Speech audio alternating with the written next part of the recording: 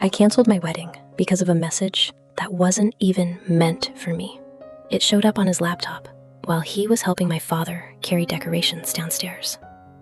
I was alone in the apartment, finalizing seating charts, answering family texts, trying to survive the last few hours before the wedding. His laptop was open on the kitchen counter beside me, Spotify running quietly. Nothing unusual.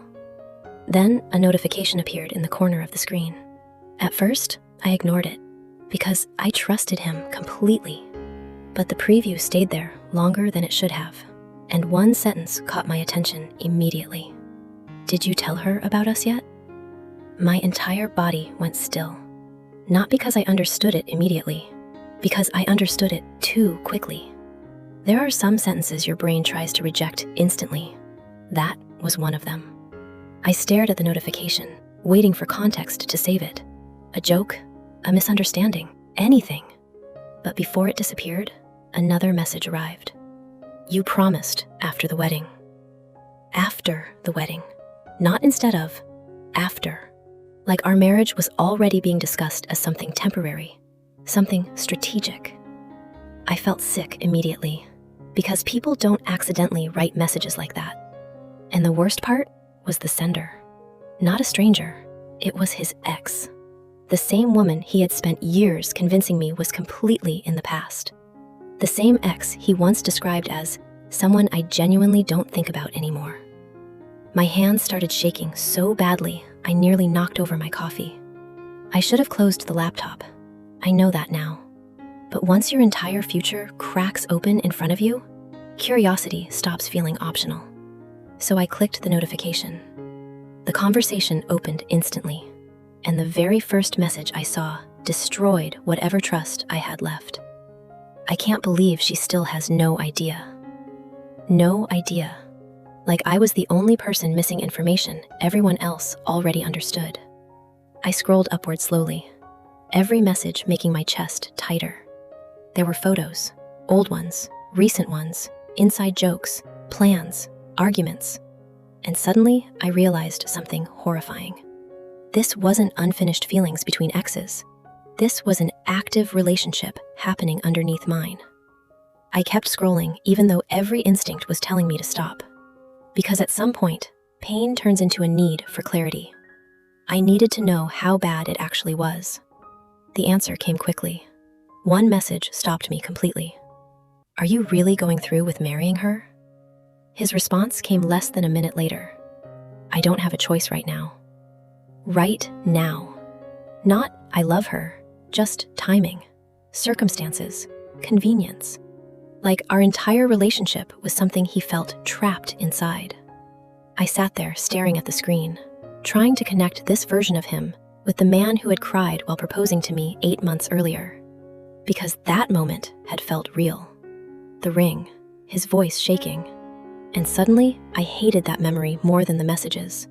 Because now, I didn't know if any of it had been genuine or carefully performed.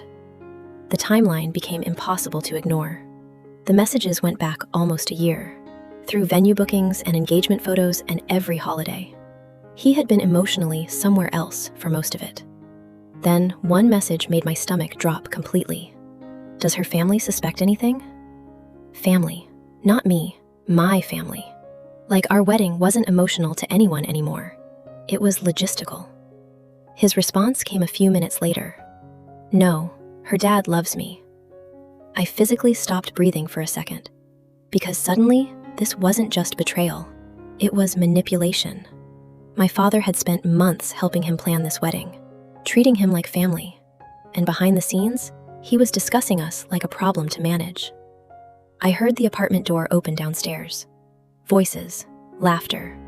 Him, my father, coming back upstairs. Panic hit instantly.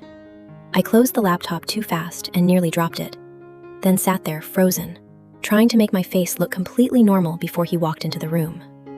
A second later, he entered smiling, still carrying decoration boxes, still looking exactly like the man I thought I was marrying.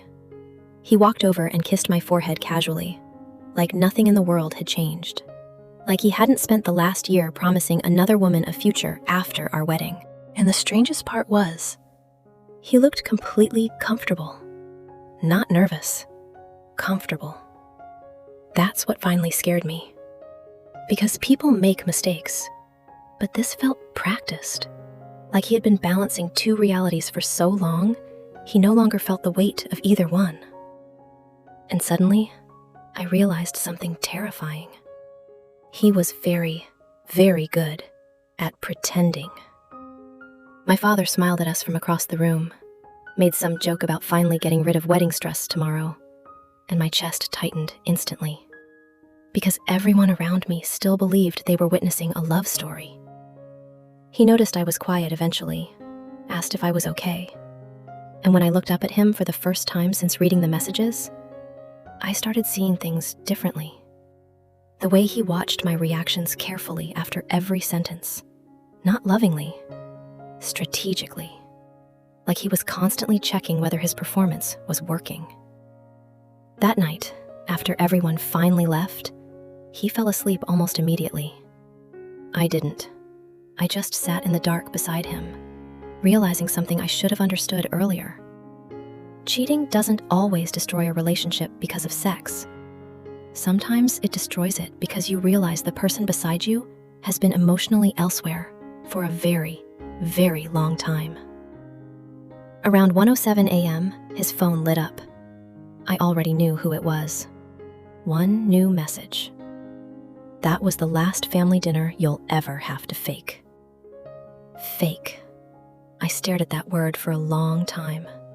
Because suddenly, every memory from the past year started changing shape. The engagement photos, the holidays, the nights he stayed up texting beside me while I was right there. None of it felt stable anymore. Then another message appeared. Tomorrow starts our real life. Our real life. Not his real life with me. Theirs. And in that moment, something inside me went completely calm. Not because I felt okay, because the confusion was finally gone. I understood exactly what I was about to walk into. A relationship where I would always be competing with a version of his future that had never included me. So at 2:14 in the morning, I quietly took off my engagement ring, placed it on top of his laptop, and canceled the wedding before sunrise.